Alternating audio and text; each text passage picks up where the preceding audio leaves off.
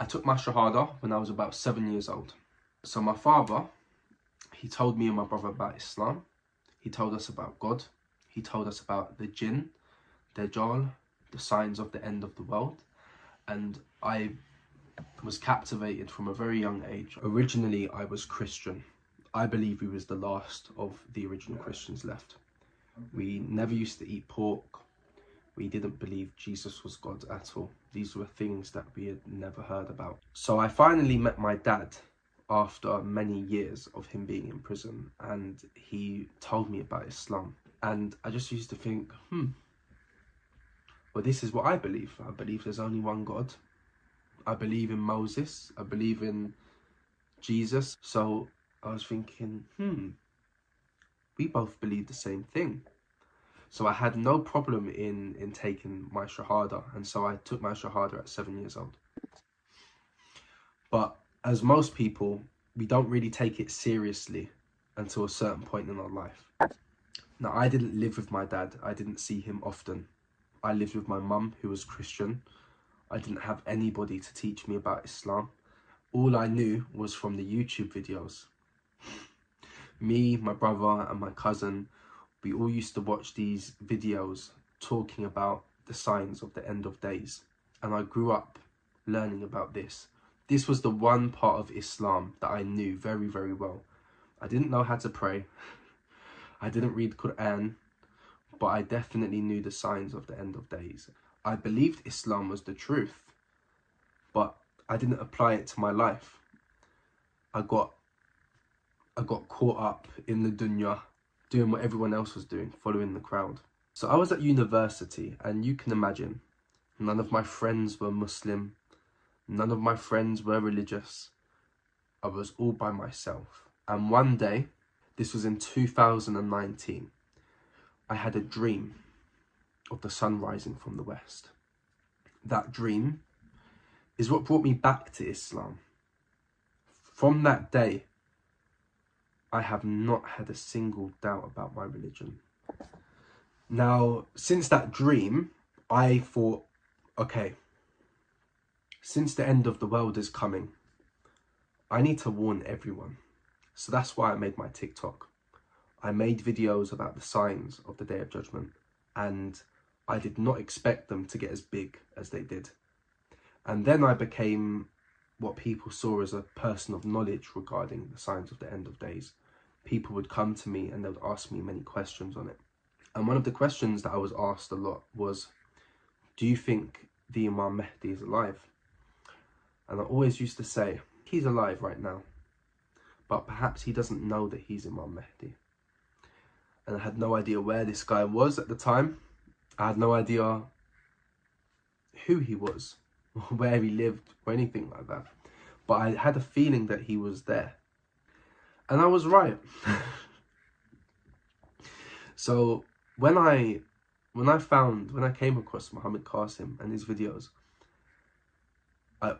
I looked at him and I just thought, yeah, this guy looks like the Imam Mahdi. He looks how I imagined him to look. Allahu Alam, how I recognized him, but the moment I saw him, I was like, yeah. So then I thought, okay, we can't just accept him based on his looks, right? Let me listen to what the guy has to say. So I listened to his message, and he spoke about shirk and its forms. And I was like, So he looks like the Imam Mahdi. He speaks like the Imam Mahdi. But I still wasn't 100% sure. And this was all in a matter of days of finding out about him. I didn't, unlike the other people who had to wait a very, very long time for all the dreams to come true, I would say I accepted it very, very quickly, because it's very obvious. It's very obvious that he is the Imam Mahdi. It's very, very obvious. I always felt this feeling that the Imam Mahdi would be associated with the colour green. Now, this is not from any hadith. This is not from any book. This is not from any verse in the Quran. This was a feeling that I had inside. I always felt that Imam Mahdi would be associated with the colour green. And so I was debating, I was thinking, is this guy the Imam Mahdi or not? I need to see a sign. So I said to myself, I'm going to click on his video right now. If I see the colour green, I will know that he's the Imam Mahdi. So I clicked on the video and he had a green shirt. And his YouTube channel was green. And he comes from Pakistan. And the Pakistan flag is green. And so I spoke to brother Nasser. And he told me, yeah, it's his favourite colour. So I was like, wow. SubhanAllah. I recognised him. I recognised him very, very quickly. And it's very obvious. I say it's very obvious that this man is telling the truth. And it's very obvious that this man is being guided by Allah. And I just wondered, like, why can no one else recognise him? How did I recognise him so easily? I looked at him and said, yeah.